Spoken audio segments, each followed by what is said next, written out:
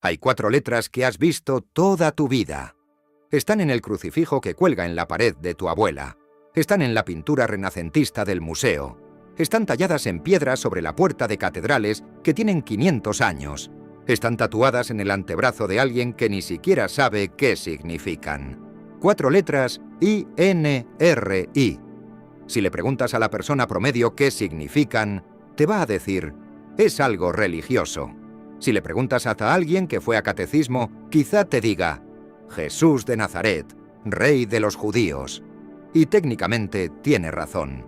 Pero esa respuesta se queda en la superficie de algo mucho más profundo. Porque esas 4 letras no son un adorno. No son una tradición decorativa. Son un documento legal romano. Un cargo criminal oficial, escrito por orden directa de un gobernador del imperio, clavado sobre la cabeza de un hombre que estaba muriendo. Y esconden algo que los sacerdotes del templo de Jerusalén vieron inmediatamente. Y les aterró tanto que salieron corriendo a suplicarle al gobernador que lo cambiara. ¿Por qué? ¿Qué vieron esos sacerdotes que tú y yo no hemos visto en 2000 años? Después de hoy, nunca vas a ver esas 4 letras de la misma manera.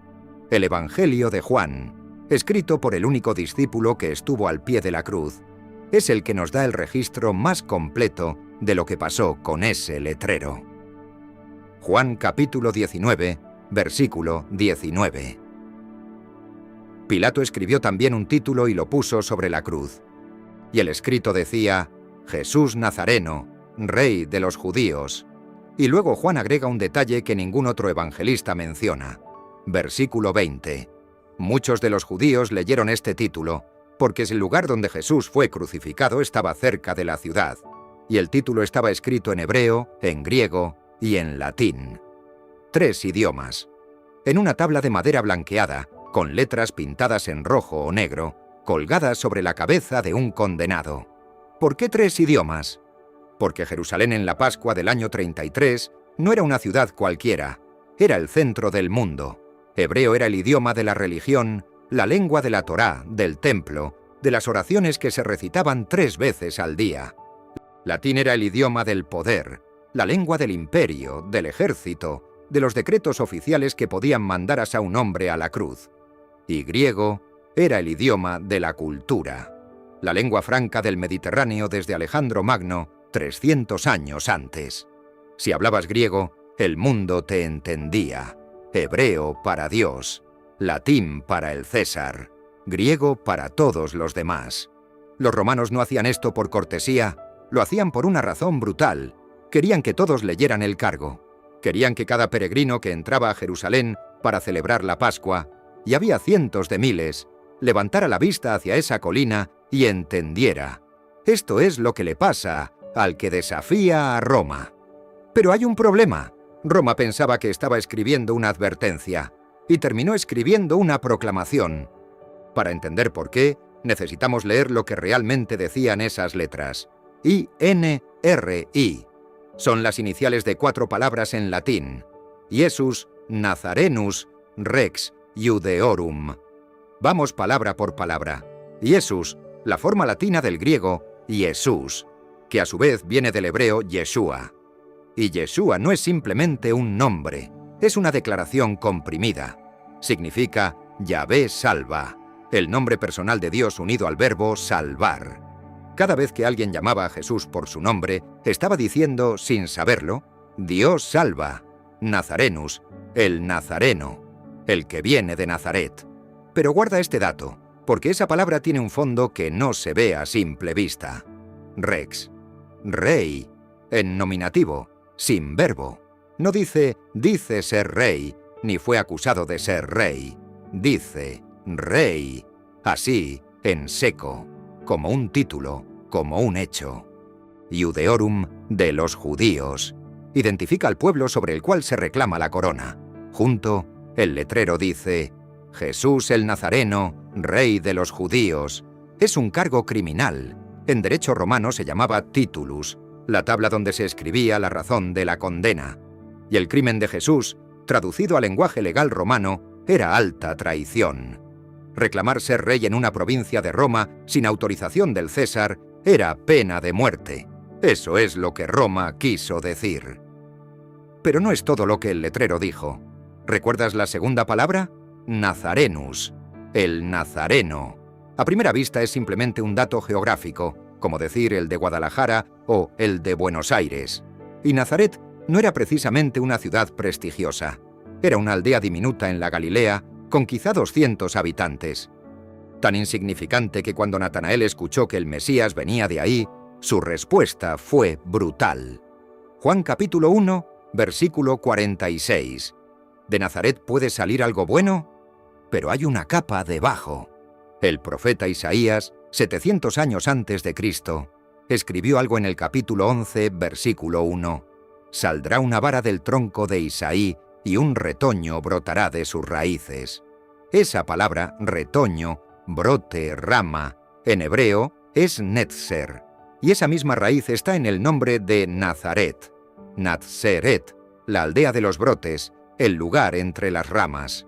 Mateo capítulo 2, versículo 23, lo conecta directamente. Y vino y habitó en la ciudad que se llama Nazaret, para que se cumpliese lo dicho por los profetas, que habría de ser llamado Nazareno. ¿Ves lo que pasa? Cuando el letrero dice Jesús Nazarenus, no solo dice Jesús de Nazaret. Dice, para quien tenga oídos hebreos, Jesús, el retoño profetizado por Isaías, la rama que brota del tronco cortado de la casa de David. El dato geográfico es un título mesiánico disfrazado. Pero hay una capa más. En el hebreo moderno, a los cristianos se les llama Notzrim, literalmente, nazarenos, la misma raíz. 2000 años después, los seguidores de Jesús siguen llevando en su nombre la palabra que Isaías usó para el Mesías.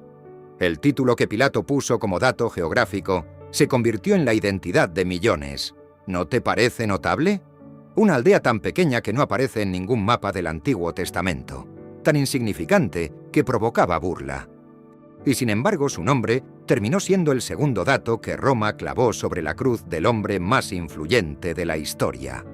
Como si el lugar más improbable fuera exactamente el punto que Dios había elegido. Y eso nos lleva a la revelación que lo cambia todo. Juan dice que la inscripción estaba en 3 idiomas. Hemos visto el latín. ¿Pero qué decía en hebreo? Si reconstruimos la inscripción, Jesús el Nazareno y Rey de los Judíos en hebreo, obtenemos Yeshua Hanatzri Bemelech Hayehudim. Ahora, toma la primera letra de cada palabra. De Yeshua, la letra Yod. De Hanatzri, la letra G. De Bemelech, la letra Vav. De Hayehudim, la letra G. Juntas, Yod, G, Vav, G. Lee eso otra vez. Yod, G, Vav, G. El tetragramatón, Yahvé, el nombre sagrado semi-impronunciable de Dios. Las 4 letras que el sumo sacerdote solo pronunciaba una vez al año, en el día de la expiación, dentro del lugar santísimo del templo. El letrero que Pilato mandó clavar sobre la cabeza de Jesús, en hebreo, deletreaba el nombre de Dios. Detente un momento y deja que eso aterrice. El tetragramatón no era una palabra cualquiera para el mundo judío del siglo I. Era el nombre, así, con mayúscula. El Talmud, en el Tratado Yomá 39b, registra que después de la muerte de Simón el Justo, alrededor del año 270 a.C., los sacerdotes dejaron de pronunciar el nombre, incluso en la bendición sacerdotal. La tradición rabínica enseña que el sumo sacerdote solo lo pronunciaba 10 veces al año, 9 durante las confesiones del Yom Kippur y una vez al entrar al lugar santísimo. Cuando lo decía, los demás sacerdotes y el pueblo se postraban y respondían: «Bendito sea el nombre de la gloria de su reino por siempre, jamás». Ese era el peso de esas 4 letras. No era un título teológico abstracto, era el nombre personal del Dios vivo, tan sagrado que los escribas, cuando lo copiaban en los manuscritos, cambiaban de pluma, se lavaban las manos y algunos incluso se sumergían en un baño ritual antes de escribirlo. Y ahora, ese mismo nombre aparecía deletreado, letra por letra, en un letrero público, sobre la cabeza de un condenado a muerte, en la colina más visible de Jerusalén, durante la fiesta más concurrida del año. ¿Empiezas a entender por qué los sacerdotes entraron en pánico? Antes de seguir, un dato que vale la pena. Los 4 evangelios registran la inscripción, pero cada uno la cita ligeramente diferente. Marcos capítulo 15, versículo 26, Da la versión más corta: el Rey de los Judíos. Solo el cargo, sin nombre. Lucas capítulo 23, versículo 38, agrega: Este es el Rey de los Judíos. Mateo capítulo 27, versículo 37, expande: Este es Jesús, el Rey de los Judíos. Y Juan capítulo 19, versículo 19, da la versión completa: Jesús Nazareno, Rey de los Judíos. ¿Contradicción? No. La inscripción estaba en 3 idiomas. Cada evangelista puede estar traduciendo desde una lengua diferente o resumiendo con diferente nivel de detalle. Pero hay algo más. Juan es el único que incluye Nazareno. Juan es el único que registra que Pilato lo escribió. Juan es el único que cuenta la reacción de los sacerdotes. Y Juan estaba ahí. Estaba al pie de la cruz. Lo vio con sus propios ojos. Juan capítulo 19, versículo 26, nos dice que Jesús, desde la cruz, vio a Juan parado junto a su madre. Este no es un relato de segunda mano. Es un testigo ocular que vio el letrero, leyó las 3 versiones y registró la más completa. Y lo que Juan registra a continuación es una de las escenas más tensas del relato de la Pasión. Imagina la escena. Es media mañana en Jerusalén, el día 14 de Nisán. El aire huele a incienso y a sangre de corderos. En el templo ya comenzaron los sacrificios de la Pascua. El sol cae blanco sobre el Gólgota, la colina de la Calavera, a 200 metros de las murallas. El ruido de la ciudad llega amortiguado. Pregones de mercaderes, cantos de peregrinos, el mugido de animales camino al altar. 3 cruces. La del centro es la que atrae las miradas. A su alrededor un cuadrante de 4 soldados romanos vigila con la indiferencia de hombres que han visto esto antes. A los pies, un grupo de mujeres. Un joven. Curiosos. Y más allá, el flujo constante de peregrinos que entran y salen de la ciudad por la puerta cercana. Sobre la cruz del centro, clavada con un clavo o atada con cuerda al madero vertical, una tabla de madera blanqueada con letras en 3 líneas. 3 idiomas. 3 mundos. Un mensaje. Los peregrinos que pasan pueden leer el griego. La mayoría habla griego, venga de donde venga. Los soldados leen el latín. Es su lengua. La lengua del decreto que firmó la sentencia. Pero los sacerdotes, los jefes de los sacerdotes, los que acaban de orquestar la condena, los que todavía llevan sus vestiduras ceremoniales porque la Pascua ya comenzó, leen el hebreo. Y lo que leen los sacude. Juan capítulo 19, versículos 21 y 22. Los sumos sacerdotes de los judíos dijeron a Pilato: No escribas el Rey de los judíos, sino que él dijo: Yo soy el Rey de los judíos. Pilato respondió: Lo que he escrito, he escrito. Detente un momento. ¿Qué acaba de pasar? Los sacerdotes acaban de lograr la ejecución de Jesús. Han ganado. El hombre que los desafiaba está clavado en un madero, muriendo lentamente. Y sin embargo, en lugar de irse a casa satisfechos, van corriendo a buscar a Pilato para pedirle que cambie un letrero. ¿Por qué? La respuesta obvia es teológica y política. El letrero, tal como estaba escrito, declaraba como un hecho que Jesús era el Rey de los judíos. No decía afirmó ser, ni fue acusado de ser. Decía es. Los sacerdotes querían que dijera, él dijo, yo soy Rey de los judíos. Que lo redujera de título a acusación, de coronación a delirio. Pero hay una razón más profunda. Si los sacerdotes pidieron que la inscripción dijera, él dijo, yo soy Rey de los judíos, las palabras en hebreo cambiarían completamente. Y las primeras letras ya no formarían Yod, He, Vav, He. El acróstico se destruye. El nombre de Dios desaparece del letrero. ¿Entiendes? El cambio que piden no solo suaviza el cargo político, borra el nombre de Dios de la cruz. Estos hombres eran expertos en la lengua hebrea. Conocían cada letra, cada acróstico, cada valor numérico. Si había un texto público en hebreo que deletreaba el nombre que ellos ni siquiera se atrevían a pronunciar, colgado sobre la cabeza de un hombre al que acababan de condenar por blasfemia. La urgencia tiene todo el sentido del mundo. Habían condenado a Jesús por hacerse igual a Dios, y ahora sobre su cabeza en letras que todo Jerusalén podía leer, estaba escrito el nombre de Dios. Piensa en la agonía de ese momento para los sacerdotes. Ellos habían pasado toda la noche orquestando el arresto, el juicio ilegal ante el Sanedrín, la transferencia a Pilato, la presión sobre la multitud para que pidiera a Barrabás. Habían logrado lo imposible, que Roma ejecutara a un hombre que Roma misma consideraba inocente. Pilato lo dijo 3 veces, y justo cuando creen que todo terminó, levantan la vista hacia la cruz y leen el nombre. No cualquier nombre, no un título genérico. Las 4 letras exactas que ellos protegían con su vida. Las 4 letras que solo el sumo sacerdote podía pronunciar una vez al año, tras días de purificación, en la habitación más sagrada del edificio más sagrado del mundo. Y ahora estaban ahí arriba, en letras rojas, para que las leyera cualquiera que pasara por el camino. La urgencia con la que fueron a buscar a Pilato no fue capricho, fue terror sagrado. Para entender lo que pasa a continuación, necesitas saber quién era Poncio Pilato. Pilato no era un diplomático, no era un político cuidadoso. Filón de Alejandría, un filósofo judío contemporáneo de los Hechos, describe su carácter con palabras devastadoras. Lo llama inflexible, despiadado y obstinado. Un hombre que no gira, no cede y no se arrepiente. El historiador Josefo documenta al menos 3 choques mayores entre Pilato y los líderes judíos. Primero, Pilato metió estandartes militares con la imagen del César dentro de Jerusalén, provocando una crisis masiva. Los judíos protestaron durante días, ofreciendo sus cuellos a las espadas antes que aceptar ídolos en la ciudad santa.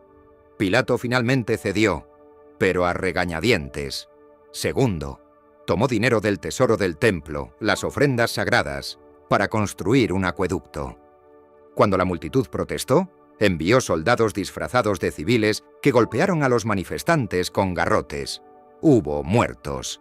Tercero, colgó escudos dorados con inscripciones en honor a Tiberio en el antiguo palacio de Herodes, en el corazón de Jerusalén. Otra provocación calculada. ¿Ves el patrón? Pilato no le tenía miedo a los sacerdotes, los despreciaba, y ellos lo sabían. En 1961, arqueólogos descubrieron en Cesarea Marítima un bloque de piedra caliza con una inscripción parcial en latín que dice Poncio Pilato, prefecto de Judea. Hoy está en el Museo de Israel, en Jerusalén. El hombre fue real, su cargo fue real, y su terquedad fue legendaria. Entonces, cuando los sumos sacerdotes le dicen «cambia el letrero», la respuesta de Pilato no sorprende a nadie que conozca su historial. Pero piensa en lo que implica esta escena. Los sacerdotes, los hombres más poderosos de Judea, los que controlaban el templo, el Sanedrín, la economía religiosa de toda la nación, tuvieron que caminar desde el Gólgota hasta la residencia del gobernador, probablemente la fortaleza Antonia o el palacio de Herodes, pedir audiencia con un prefecto romano que los detestaba y suplicarle que cambiara 4 palabras en un letrero de madera. ¿Por qué no simplemente arrancaron el letrero? Porque no podían. El titulus era un documento legal romano protegido por soldados romanos. Tocar la propiedad del Estado era delito. No tenían alternativa. Tenían que convencer a Pilato. Y Pilato les dijo que no. Juan capítulo 19, versículo 22. Pilato respondió: «Lo que he escrito, he escrito». En el griego original, la frase usa un tiempo verbal llamado perfecto, que indica una acción completada con resultados permanentes. No dice «lo que escribí», como algo que ya terminó. Dice «lo que he escrito y permanece escrito». La repetición le da a la frase un peso de decreto, de piedra, de cosa inamovible. Desde la perspectiva de Pilato, esto es pura terquedad romana. Un prefecto imperial no negocia con sacerdotes locales. Lo que el gobernador escribe, queda escrito. Punto. Pero el Evangelio de Juan opera en capas de ironía. Porque Juan ya nos ha mostrado este patrón antes. Personas que dicen verdades más grandes de lo que saben. ¿Recuerdas a Caifás? Juan capítulo 11, versículos 49 al 52. El sumo sacerdote dijo que convenía que un hombre muriera por el pueblo. Lo dijo como cálculo político. Era más práctico entregar a uno que arriesgar una revuelta. Pero Juan aclara: esto no lo dijo por sí mismo, sino que como era sumo sacerdote aquel año, profetizó que Jesús moriría por la nación. Caifás profetizó sin saber que profetizaba, y ahora Pilato declara sin saber que declara: lo que he escrito, he escrito. Lo dice como romano terco. Pero Juan nos lo presenta como verdad cósmica. Lo que estaba escrito sobre esa cruz no lo podía cambiar ningún sacerdote, ningún gobernador, ningún imperio, porque no lo había escrito realmente Pilato. Hay 3 capas de ironía en esta escena, y las 3 son devastadoras. Primera, los sacerdotes condenaron a Jesús por blasfemia, por hacerse igual a Dios, y ahora, sobre la cabeza del condenado en hebreo, estaba escrito el nombre de Dios mismo. El cargo por el que lo mataron resultó ser la verdad que el letrero proclamaba. Segunda, Pilato quería humillar a los judíos. Rey de los judíos sobre una cruz no era un honor, era una burla. Decía: miren a su patético rey. Pero sin saberlo, escribió la declaración cristológica más profunda de la pasión. La burla se convirtió en proclamación. Tercera, la cruz era el instrumento de máxima vergüenza en el mundo antiguo. Cicerón la llamó el castigo más cruel y repugnante. Y sin embargo, el titulus, el letrero de cargo criminal, funcionó como placa de coronación. El trono era un madero, la corona era de espinas, y el letrero que debías anunciar un crimen, anunciaba un reinado. La ironía no es literaria, es teológica. 3 grupos, sacerdotes, romanos y la multitud, miraron el mismo letrero y vieron cosas diferentes. Los sacerdotes vieron una blasfemia que debía borrarse. Pilato vio una provocación que se negó a retirar. La multitud vio un cargo criminal. Pero si Juan tiene razón, si la primera letra de cada palabra en hebreo deletreaba el nombre de Dios, entonces había un cuarto lector. Uno que nadie consultó pero que estaba detrás de cada trazo. Dios mismo, firmando su nombre sobre la cruz de su Hijo. Y hay una ironía final, quizá la más devastadora de todas. Juan capítulo 18, versículo 38, registra el momento en que Pilato, durante el interrogatorio, le dice a Jesús: ¿qué es la verdad? Y se da la vuelta sin esperar respuesta. Pilato preguntó qué era la verdad, y horas después la escribió con su propia mano sobre una tabla de madera. La respuesta a su pregunta estaba en la inscripción que él mismo redactó. El hombre que no quiso escuchar la verdad terminó proclamándola en 3 idiomas. Si la Biblia fuera una novela, dirías que el autor exageró. ¿Existe alguna evidencia física de ese letrero? En Roma, en la Basílica de la Santa Cruz de Jerusalén, se conserva un fragmento de madera de aproximadamente 25 por 14 centímetros que la tradición identifica como el letrero original de la cruz. Según la historia, fue descubierto por Helena, madre del emperador Constantino, durante su peregrinación a Jerusalén alrededor del año 325. Helena trajo reliquias de la Tierra Santa a Roma, y el fragmento fue guardado en la basílica que ella misma mandó construir. El fragmento fue redescubierto el 1 de febrero de 1492, durante trabajos de renovación, detrás de una pared sellada con un sello de plomo que decía Titulus Crucis. Lleva restos de inscripción en 3 líneas, hebreo, griego y latín, y un detalle interesante.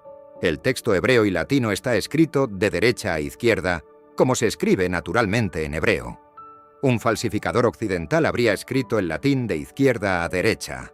Pero, y aquí es donde la honestidad intelectual importa, en el año 2002, Francesco Bella y Carlo Azzi publicaron un análisis de datación por carbono 14 del fragmento. El resultado: la madera data aproximadamente de los siglos X u XI después de Cristo. Eso la ubica en la Edad Media, no en el siglo I. ¿Significa esto que el titulus nunca existió? No. Significa que esta reliquia particular probablemente no es el original. Pero el concepto del titulus, el letrero, la práctica, su contenido, está sólidamente establecido tanto por los 4 evangelios como por fuentes romanas independientes. La reliquia es fascinante como objeto de devoción medieval.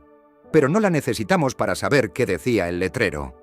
Tenemos algo mejor que madera. Tenemos 4 testigos. Para entender lo que significaba ese letrero, necesitas entender qué era un titulus en el mundo romano. Cuando Roma condenaba siamnis a alguien a la cruz, no lo hacía en silencio. La ejecución era un espectáculo público diseñado para aterrorizar.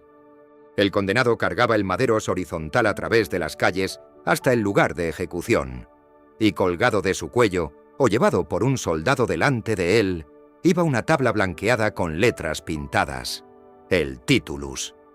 El historiador romano Suetonio, en su Vida de Calígula, capítulo 32, describe la práctica. El cargo del condenado se escribía en una tablilla y se exhibía públicamente. Casiodión confirma la costumbre en contextos de ejecuciones imperiales. El titulus no era decoración, era un documento legal, la razón oficial de la condena. ¡Ladrón! ¡Asesino! ¡Enemigo del Estado! Frases cortas, sin verbo, diseñadas para que se leyeran rápido desde abajo. Y desde abajo es literal. Las cruces romanas no eran tan altas como las pintan en las iglesias. La evidencia arqueológica y los textos antiguos sugieren que el madero vertical medía entre 2,53 metros, lo suficiente para que los pies del condenado quedaran a la altura de los ojos de quien pasaba. Lo suficiente para que se pudiera leer el titulus sin necesidad de levantar mucho la vista. Piénsalo. Estás caminando por las afueras de Jerusalén rumbo a la fiesta de Pascua. Miras a la izquierda. A 3 metros de altura un hombre agoniza, y justo sobre su cabeza, en tu idioma, puedes leer por qué está ahí. Ese era el diseño. Máxima visibilidad, máximo terror, máxima humillación. Pero en este caso, el diseño se invirtió. La máxima visibilidad significó que el nombre de Dios, si el acróstico hebreo es correcto, fue leído por miles de personas en el día más concurrido del año en la ciudad más importante del mundo judío. Y había un detalle adicional que amplificaba todo. Juan capítulo 19, versículo 20, dice que el lugar donde Jesús fue crucificado estaba cerca de la ciudad. Los arqueólogos estiman que el Gólgota estaba a no más de 250 metros de las murallas de Jerusalén, una distancia que se recorre en 3 minutos caminando. La tradición lo ubica junto a una de las puertas principales, la Puerta de los Jardines, por donde pasaban las caravanas de peregrinos que llegaban del norte. Jerusalén durante la Pascua no era una ciudad de 50.000 habitantes. Josefo, probablemente exagerando, pero dando la escala, dice en Guerra Judía, libro 6, que llegaban a reunirse hasta 2.700.000 peregrinos para la fiesta. Aunque los historiadores modernos reducen esa cifra a algo entre 300.000 y 400.000, el punto es claro. La ciudad se multiplicaba varias veces durante esa semana. Miles y miles de personas pasaron junto a esas 3 cruces ese viernes. Y el titulus estaba ahí, en 3 idiomas, para que todos leyeran. La crucifixión más famosa de la historia tuvo la audiencia más grande posible, en el lugar más visible, en el momento más concurrido. Si alguien quisiera hacer una declaración pública al mundo entero, no habría podido elegir mejor escenario. Y aquí es donde un espectador inteligente me detiene y pregunta, ¿qué tan seguro es ese acróstico? Es una pregunta legítima y merece una respuesta honesta. Lo que sabemos con certeza, el letrero existió, estaba en 3 idiomas, y decía alguna variante de Jesús el Nazareno, Rey de los Judíos. Eso está en los 4 evangelios. Lo que es lingüísticamente plausible, la reconstrucción hebrea, Yeshua ha-Natzri vemelech ha-Yehudim, produce el acróstico del nombre de Dios. Esta observación ha sido discutida por eruditos mesiánicos como Arnold Fruchtenbaum y enseñada ampliamente en círculos teológicos durante décadas. La pieza clave es la conjunción B, la letra I en hebreo, antes de rey. Si la inscripción no incluía esa conjunción, las primeras letras cambian y el acróstico no funciona. Pero la sintaxis hebrea natural favorece la conjunción. Cuando enumeras atributos de una persona, su nombre, su origen, su título, el hebreo conecta los elementos con esa conjunción. Es la forma normal de construir la frase. Pero hay algo más que solo gramática. La evidencia circunstancial más fuerte es la reacción de los sacerdotes. Estos hombres no eran lectores casuales, eran expertos en texto hebreo. Vivían inmersos en un mundo donde cada letra tenía valor numérico, donde los acrósticos eran una forma reconocida de codificación, donde la sensibilidad al nombre era absoluta, tan absoluta que dejaron de pronunciarlo siglos antes, reemplazándolo por Adonai cada vez que aparecía en la lectura pública. Si esos hombres vieron un texto público en hebreo que deletreaba el nombre impronunciable, el nombre sagrado, colgado sobre la cabeza de un hombre al que acababan de condenar por blasfemia, la urgencia con la que fueron a buscar a Pilato no solo tiene sentido, es la única reacción posible. No puedo decirte con certeza absoluta que el acróstico estaba ahí. Nadie puede. No tenemos el letrero original. Pero puedo decirte que la reconstrucción es lingüísticamente sólida, que la reacción sacerdotal la respalda y que la ironía teológica es demasiado precisa para descartarla como coincidencia. Hay un dato más que vale la pena mencionar.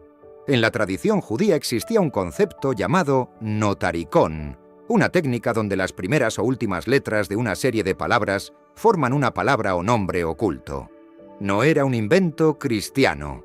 Era una de las 32 reglas de interpretación rabínica, reconocida como método legítimo de lectura de textos sagrados. Los sacerdotes del siglo I no solo podían ver un acróstico, estaban entrenados para buscarlo. Lo que estaba sobre la cruz no era un accidente, o fue la coincidencia más extraordinaria de la historia, o fue exactamente lo que parecía ser. Ahora escucha esto con oídos nuevos. Pablo escribe a los Filipenses capítulo 2, versículos 9 al 11, por lo cual Dios también le exaltó hasta lo sumo, y le dio un nombre que es sobre todo nombre, para que en el nombre de Jesús se doble toda rodilla de los que están en los cielos, y en la tierra, y debajo de la tierra, y toda lengua confiese que Jesucristo es el Señor. ¿Un nombre sobre todo nombre? ¿Cuál es ese nombre? Durante siglos la lectura más común ha sido que el nombre sobre todo nombre es el nombre Jesús. Pero piénsalo, Jesús, Yeshua en hebreo, era un nombre común en el Israel del siglo I. Había muchos Yeshuas, no era un nombre único. ¿Cuál es el nombre que está sobre todo nombre? El nombre ante el cual toda rodilla se dobla, en los cielos, en la tierra, debajo de la tierra. El nombre que toda lengua confiesa. Hay un solo nombre que cumple esa descripción en toda la tradición bíblica. Un nombre que los ángeles pronuncian con temor. Un nombre que los sacerdotes dejaron de decir en voz alta. Un nombre de 4 letras que solo el sumo sacerdote susurraba una vez al año, en la oscuridad del lugar santísimo. Yahvé. Si el titulus en hebreo deletreaba el nombre de Dios, entonces la cruz no solo fue el lugar de la muerte de Jesús, fue el lugar de la revelación más pública de su identidad. El nombre sobre todo nombre no fue pronunciado en un templo. Fue clavado en un madero, en letras rojas, en 3 idiomas, para que todo el mundo lo leyera. Y nadie planeó que así fuera. Hay un versículo más que merece estar aquí. Apocalipsis capítulo 19, versículo 16, describe al Cristo glorificado con estas palabras: y en su vestidura y en su muslo tiene escrito este nombre, Rey de Reyes y Señor de Señores. ¿Ves el patrón? La primera vez que Jesús fue presentado públicamente con un título real fue en un letrero de vergüenza sobre una cruz. La última vez que la Biblia lo describe, lleva ese título escrito sobre su cuerpo glorificado. El título no cambió. Lo que cambió fue el contexto. En la cruz parecía una burla. En la gloria es la realidad desnuda. Lo que Pilato escribió como sarcasmo, el cielo lo confirma como hecho. Pablo escribe algo más en Colosenses capítulo 2, versículos 14 y 15. Anulando el acta de los decretos que había contra nosotros, que nos era contraria, quitándola de en medio y clavándola en la cruz, y despojando a los principados y a las potestades, los exhibió públicamente, triunfando sobre ellos en la cruz. La palabra que Pablo usa para acta de los decretos significa literalmente lo escrito a mano, un documento de deuda, un cargo legal. Es exactamente lo que era un titulus, un documento escrito a mano que declaraba por qué el condenado moría. Pablo dice que Dios tomó ese documento, el acta que nos condenaba, y lo clavó en la cruz. Lo anuló, lo canceló, no con una disculpa ni con una negociación. Lo clavó en el madero y lo dejó ahí para que todo el mundo viera que la deuda estaba pagada. ¿Ves la inversión? El titulus era un cargo criminal. Este hombre muere porque reclamó ser rey. Pero Pablo lo lee al revés.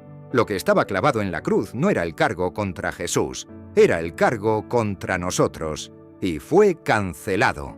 Hebreo habló al pueblo de Dios, tu Mesías ha llegado. Latín habló al poder del mundo, hay un rey que el César no autorizó y no puede detener. Griego habló a toda la humanidad. Esto es para todos. El Evangelio no se anunció primero desde un púlpito, se anunció desde un instrumento de tortura en todos los idiomas del mundo conocido. La primera proclamación pública de la identidad de Jesús no la hizo un apóstol. La hizo un gobernador romano que no creía en el Dios de Israel.